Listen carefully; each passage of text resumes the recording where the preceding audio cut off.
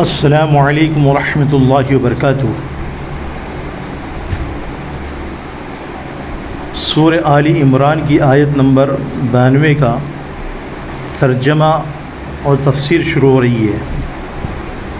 آیت کریمہ یہ ہے: بسم اللہ الرحمن الرحیم، لن تنالوا البر حتى تنفقوا مما تحبون وما تنفقوا من شيء فإن الله به عليم، صدق الله العظیم۔ آیت کا ترجمہ یہ ہے: ہرگز نہ حاصل کر سکو گے نیکی میں کمال جب تک نہ خرچ کرو اپنی پیاری چیز سے کچھ، اور جو چیز خرچ کرو گے بلا شبہ اللہ رب العزت کو اس چیز کا علم ہے۔ یہ آیت کریمہ کل بھی پڑھی گئی تھی، اس کا ترجمہ بھی بیان کیا گیا تھا اور اس کی تفسیر بھی کچھ بیان کی گئی تھی اور کچھ تفسیر باقی تھی۔ جو تفسیر باقی ہے وہ آپ کے سامنے بیان کی جا رہی ہے۔ اس آیت کریمہ میں لفظ بر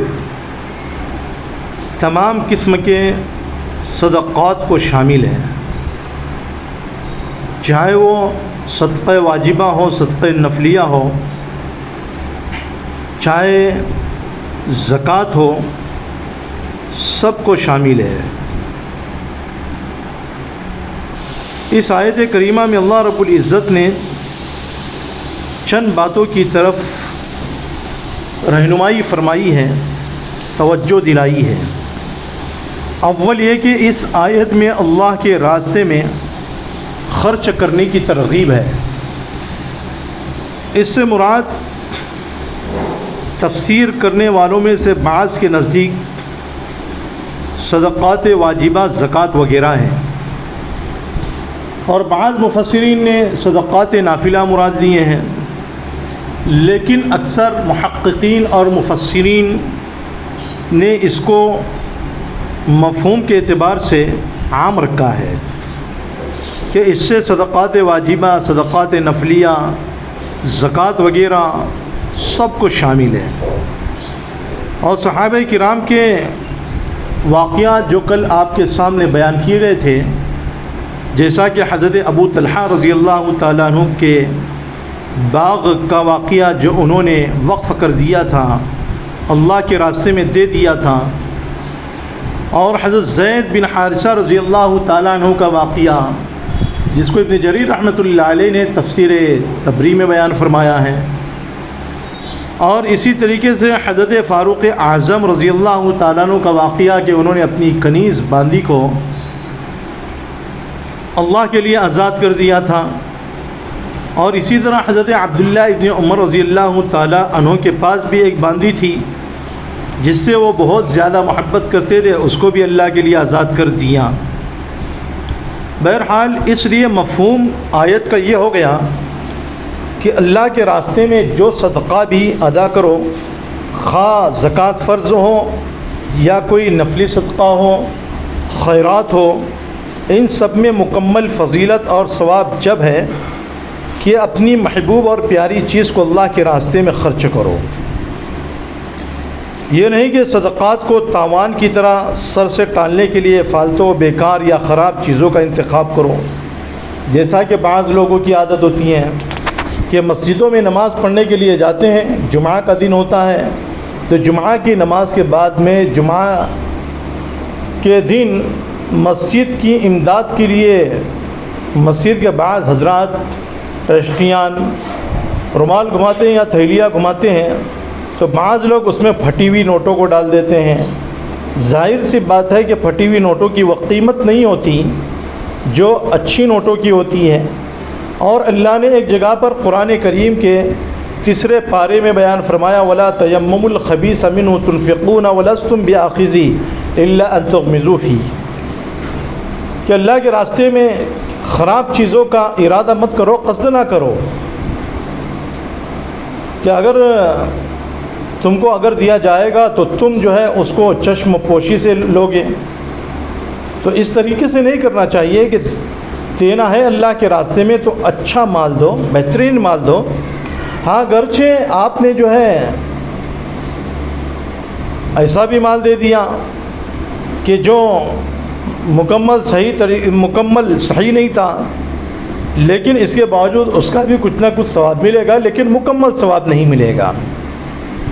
ایک جگہ پر اللہ رب العزت نے جو ہے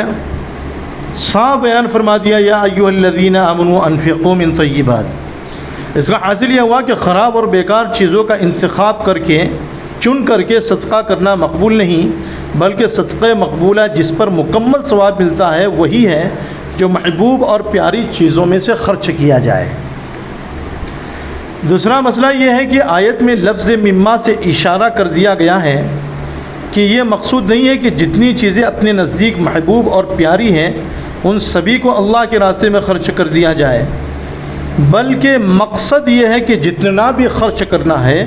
اس میں اچھی اور پیاری چیز دیکھ کر خرچ کرے تو مکمل ثواب کے مستحق ہوں گے، کیونکہ اللہ نے بیان فرمایا وما تنفقوا من شیء فإن اللہ بہ علیم۔ جو چیز خرچ کرو گے تو ظاہر سی بات ہے کہ مکمل خرچ کرنے کے لیے نہیں فرمایا جا رہا ہے، مما تحبون بھی فرمایا، اس میں سے جس سے تو محبت کرتے ہو۔ تو محبت والی چیز، پیاری چیز آدمی کے نزدیک تھوڑی ہوتی ہیں، زیادہ نہیں ہوتی ہیں، تو یہ بھی نہیں فرمایا گیا کہ پورا کی پورا مال خرچ کرو، بلکہ پورے میں سے تھوڑا سا خرچ کرنا ہے۔ اور تیسرا مسئلہ یہ ہے کہ محبوب چیز خرچ کرنا صرف اسی کا نام نہیں ہے کہ کوئی بڑی قیمت کی چیز خرچ کی جائے، بلکہ جو چیز کسی کے نزدیک عزیز اور محبوب ہے، خواہ وہ کتنی ہی قلیل اور قیمت کے اعتبار سے کم ہو، اس کے خرچ کرنے سے بھی اس بر کا مستحق ہو جائے گا، یعنی نیکی کا مستحق ہو جائے گا۔ حضرت حسن بصری رحمۃ اللہ علیہ نے فرمایا کہ جو چیز آدمی اخلاص کے ساتھ اللہ کی خوشنودی کے لیے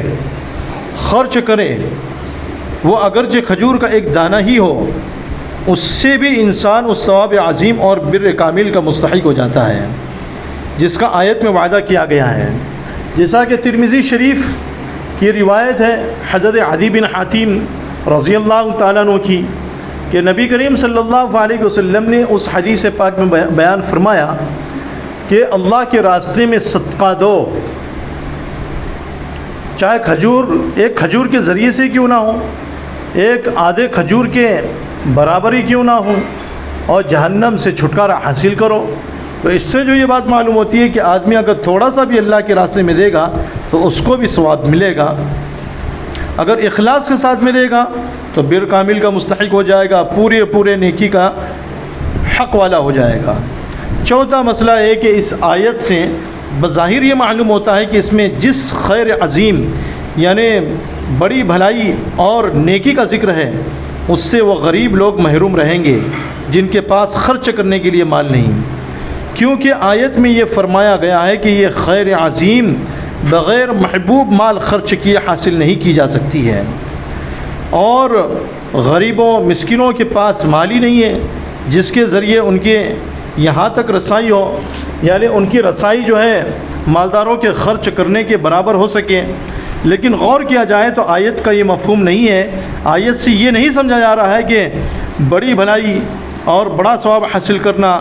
چاہے تو بجز مال محبوب کے خرچ کرنے کے ان کا یہ مقصد پورا نہیں ہو سکتا، بلکہ بات یہ ہے کہ یہ بڑی بھلائی کسی دوسرے ذریعے سے، مثلا عبادت کے ذریعے سے، ذکر اللہ کے ذریعے سے، اور قرآن کریم کی تلاوت کے ذریعے سے، اور نفل نماز کثرت سے پڑھنے سے بھی حاصل کی جا سکتی ہے۔ اس لیے فقیروں غریبوں کو بھی یہ بڑی بھلائی دوسرے ذریعوں سے حاصل ہو سکتی ہے، جیسا کہ بعض روایات حدیث میں صراحتاً بھی یہ مضمون آیا ہے۔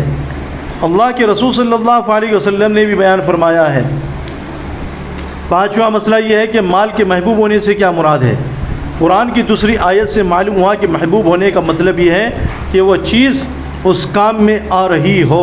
اور اس کو اس چیز کی حاجت ہو، فالتو اور بیکار نہ ہو۔